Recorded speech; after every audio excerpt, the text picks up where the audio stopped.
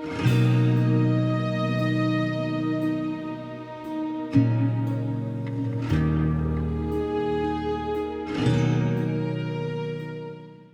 evening. Hi, this is Katrina Messenger, and welcome to Connect DC's Dark Moon Message. And I just noticed the towel hanging in the back of my background. That's hysterical. But in any case, you're welcome to join us here tonight. I started Connect DC over 20 years ago. And back then, it was the importance of us doing pagan ritual out in the public and not hiding away. And it was also about making it accessible to people so they could feel as though even if they had knew no one and didn't have anywhere else to go, that they knew they were always welcome at Connect DC rituals. Well, since then, and I have handed over Connect DC to my senior students, and I am enjoying being a participant, even remotely. But this year in particular, we decided to up the ante and not only continue to offer our public service to the community, but to also offer our Dark Moon message from me on the Dark Moons. And this is very special to me. It's special to me because I don't have as much opportunities to interact in the community as I used to. And with my physical disabilities, this is becoming my main way of being able to interact with people. And so I look forward to continuing to be able to share the message with you throughout the year and into the foreseeable future. So tonight, we're going to talk about building inner capacity. That's my message for tonight. And I hope you enjoy it as much as I enjoy sharing it with you. So here we go. Last time we spoke, I had promised to talk about building inner capacity to face the difficult times ahead. Everything is pointing to a battle for the soul of this nation, which of course will reverberate all across the globe. We are at a critical juncture in our journey as a nation, as a species, and as a planet. How and if we make it to the next phase of our adulthood remains to be seen. But we who have lifted up the mantle of spiritual evolution, spiritual healing, and spiritual development have been training, studying, and building communities just for this planet-wide juncture. We may seem to have been on varied paths with differing goals and values, much less different traditions, religions, and gods. Regardless of our differences, we have been driven by the same inner truths.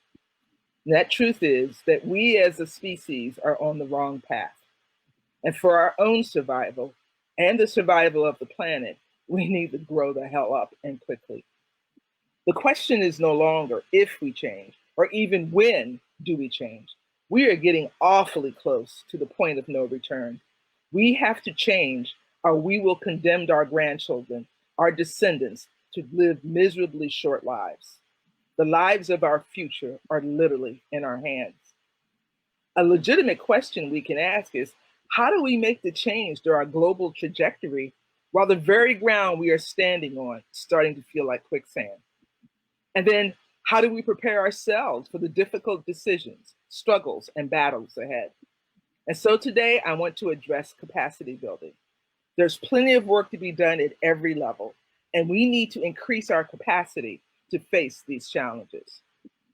To begin our capacity building, we start at the source, Gaia, our worldwide mother, the consciousness of our planet-wide ecosystem. She is the source and the sustainer of all life. We start with her because she shapes our lives, our bodies, and our souls in her image. We are a part of nature. We are her progeny. And Gaia has rules, patterns, forms, and shapes that repeat throughout our natural world. By definition, all that is in alignment with Gaia is generative, generative in form and generative in function. And anything that is contradictory or what is called against nature is against Gaia and is anti-life. So the first rule then is generativity. Our intention within the neo-pagan world, when we say that the earth is sacred, is similar. Our belief in the sacredness of earth extends not just to the element, but also to the planet.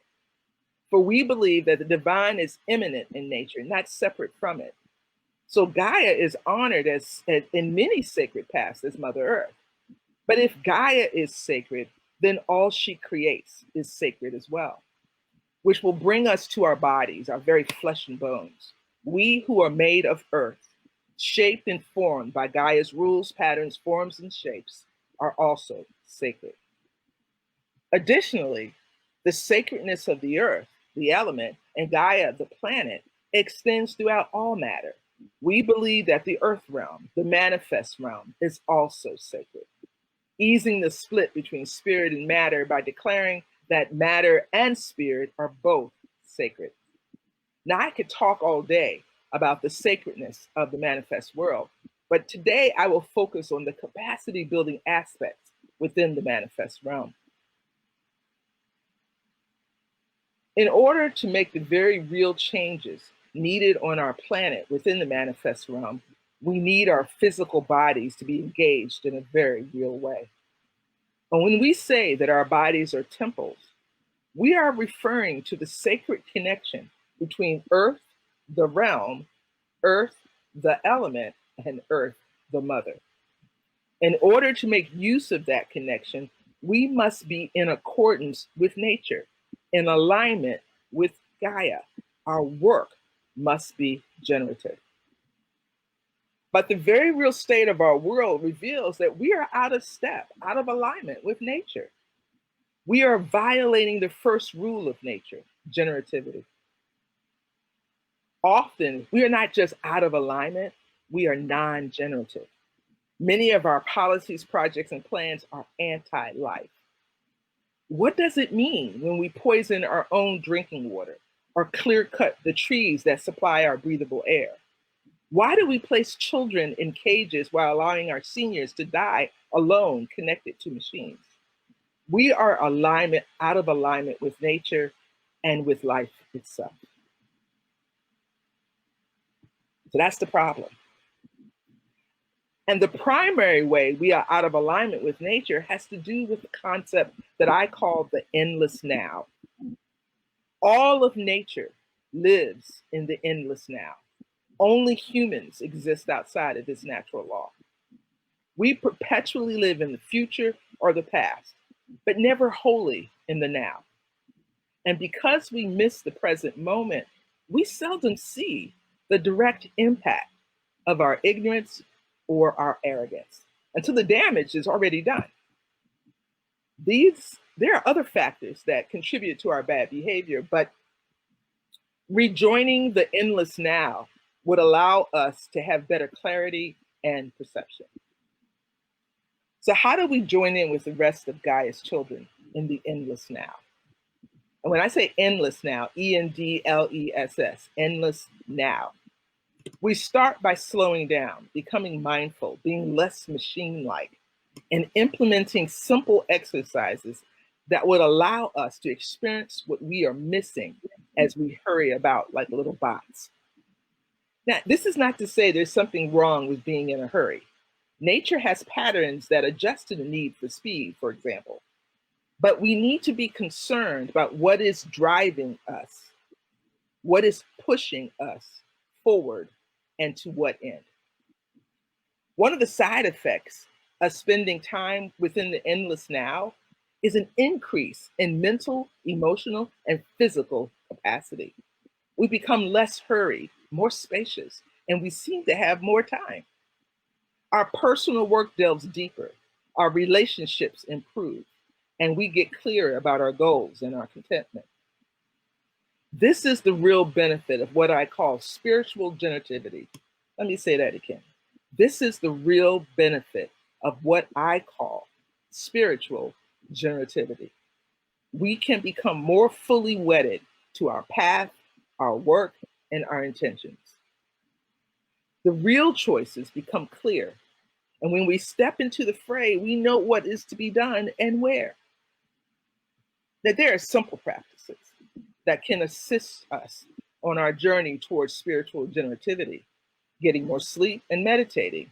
And so I issue 2 challenges to my listeners for this dark moon. Now, Western society seems to need us to be sleep deprived. How else do we explain the long, tortuous commute most folks have to face each morning and evening? It took a worldwide pandemic for us to finally figure it out.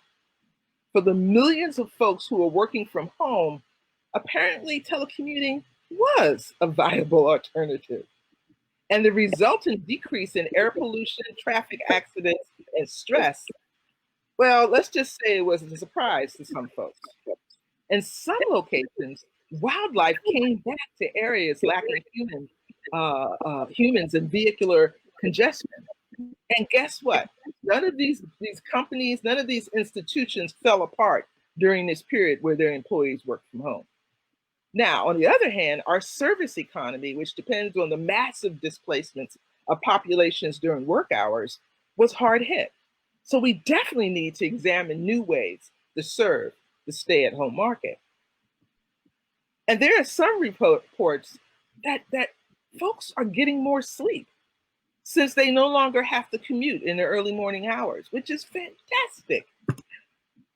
But what happens when all those employers start requiring folks to start commuting to work on a regular basis? One hopes that the overall improvement in the lives of their employees and the impact on the environment will create a dramatic shift in perspectives. But even with changes in the work world, many parents found themselves juggling childcare, homeschooling, meal planning, work commitments, and caregiving.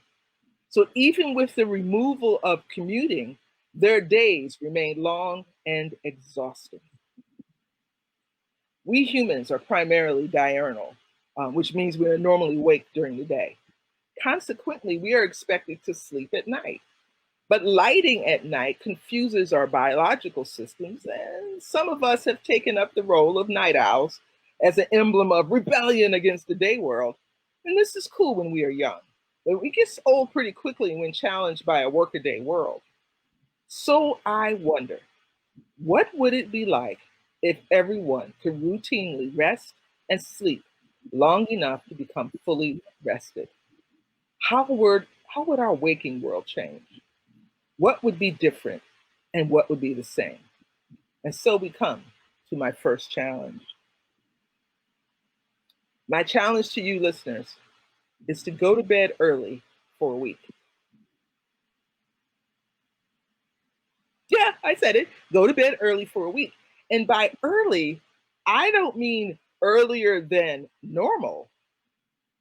I mean go to bed no later than 1 hour after the sunset. Do it for a week. That's all I ask. Notice what happens, then decide on next steps. And please, please, please, please save me from the folks who think they already know what will happen. Okay? Use beginner's mind and pretend that there's something new for you to learn. Notice I did not say go to sleep. I said go to bed.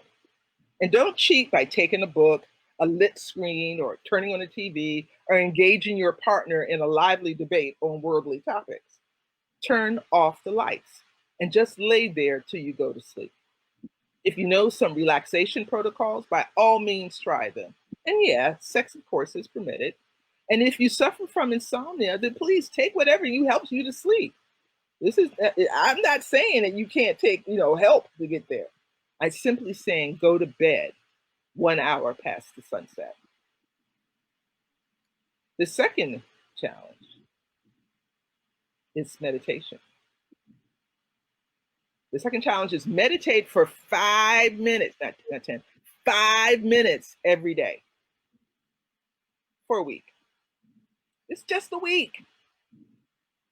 Meditation is one of the key practices toward building capacity.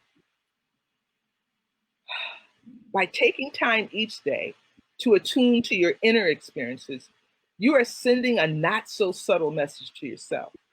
You are stating that you and your self-care are important. You are calling attention within the inner realms that your body is a temple.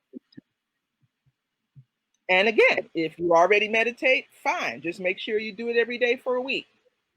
And if you prefer a longer period, fine. I'm just saying that you at least do it 5 minutes and use whatever protocol you find helpful.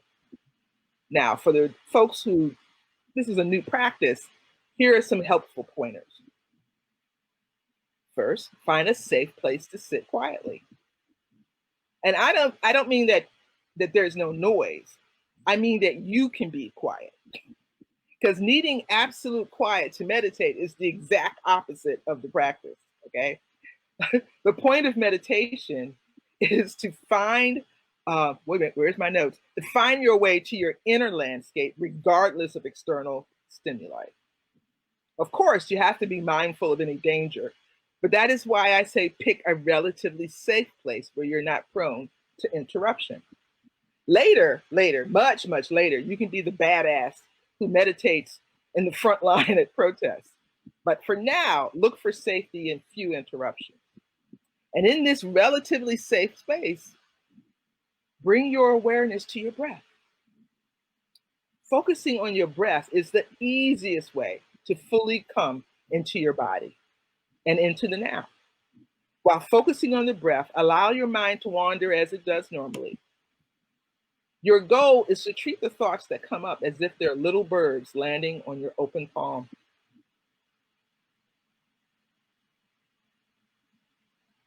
And with your palm open, the bird can sit in your hand gently. And as long as you don't grab at it or close your hand, it can fly away. So as each thought lands, label it as a thought and let it go. A thought and let it go. If you're like me, you can sometimes get hundreds of little birds at a time. I just label them thoughts, thoughts, thoughts, thoughts, thoughts, thoughts, thoughts, thoughts, thoughts, thoughts, thoughts, thoughts, thoughts, thoughts, one at a time until my palm is empty once again. I often joke that I have had what feels like a large raptor land in my hand. But labeling them as thoughts and sending them on their way is quite easy.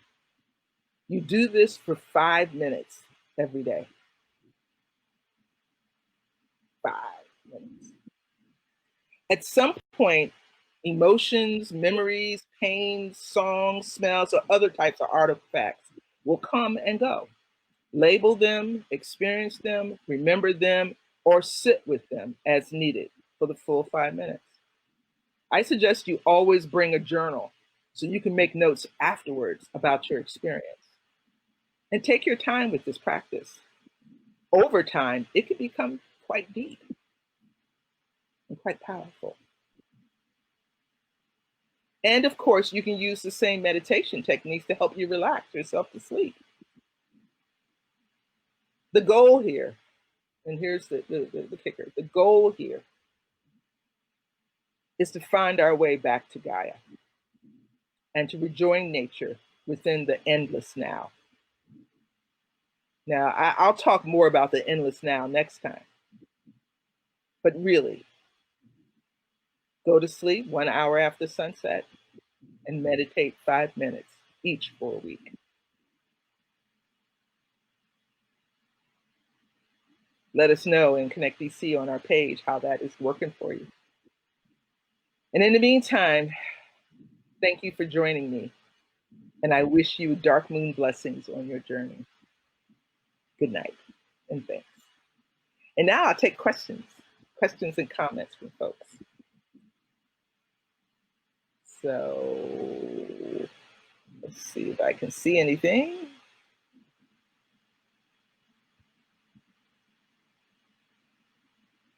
Hello, everybody. Melissa, what do you mean by what?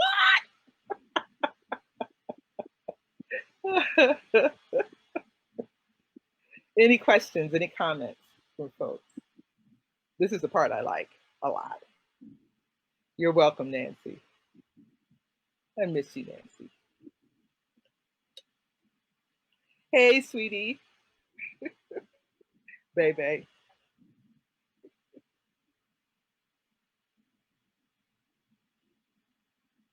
I can't go to sleep at sundown.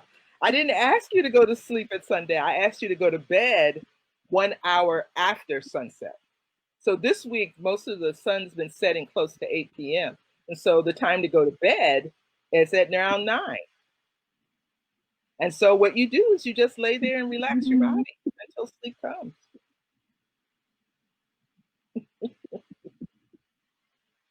Yeah, it's amazing. Uh, the idea of resting your body, turning off the lights, and just laying there and relaxing. It's amazing. And yeah, Nancy, it is a viable suggestion. That's what I think. Any other comments? Let's see. Who else? Oh, greetings. Greetings. And you're very welcome. Diakora. Yeah. Diakora, right? So, yeah. Oh. Any other comments? Any other questions?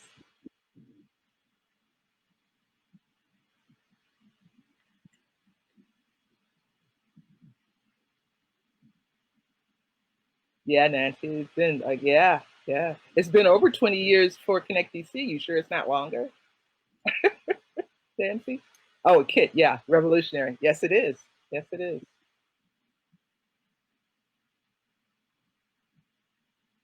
Yes, yes. For those of you who have protocol for meditation, such as an image, like a circle, a polygon, or any other image, by all means use that.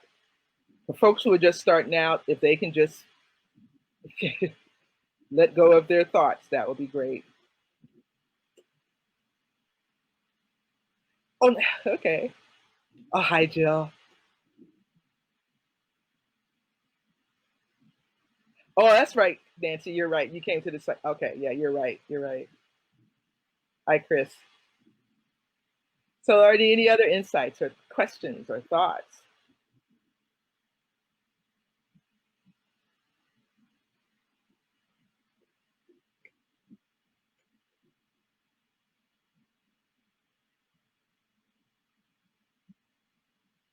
I'm watching the time.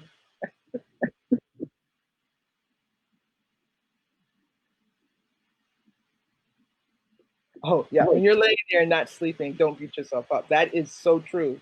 You're supposed to just take the time to relax. What I do is I relax different portions of my body. I have fibromyalgia, so like the muscles I relax, I have to relax the same exact muscles every single day because they all go back to wherever it is they're going.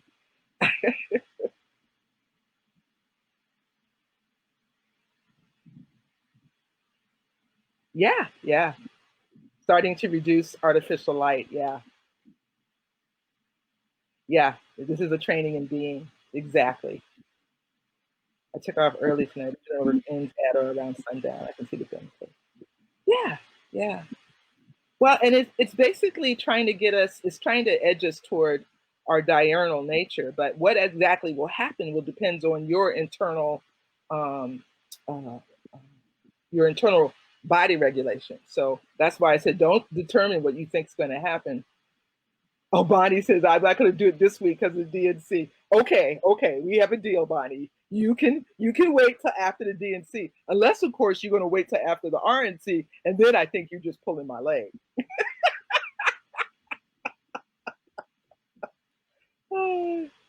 Yeah, yeah.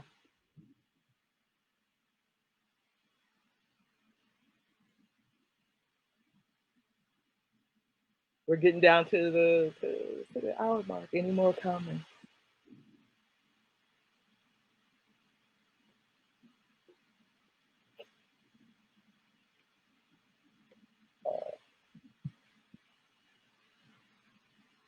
Let's see who there's others I might have missed.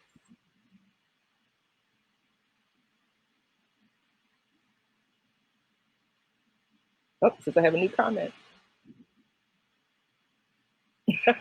I went to bed early 10 days straight. Yeah, that I know people whom that is the case, Chris. It's one of the things they say about forming new habits. You have to try it for a while, but it changes the way your body reacts to tiredness. Because I think some of us, as someone pointed out to me, some of us are early risers, some of us are late risers, but all of us violate our own body. So it's helpful to find out what your body clock. regulate yourself. Okay, Bonnie. Excellent. You won't be watching the RNC. Okay. You can always watch the late night host summary on the morning after.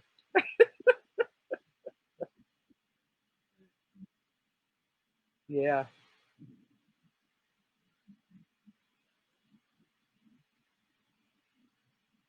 Do the best you can. And I think that's going to wrap it up for me tonight. I really appreciate everyone's comments and participation. And see you at the next Dark Moon. Please take very good care of yourselves. Take care. And good night.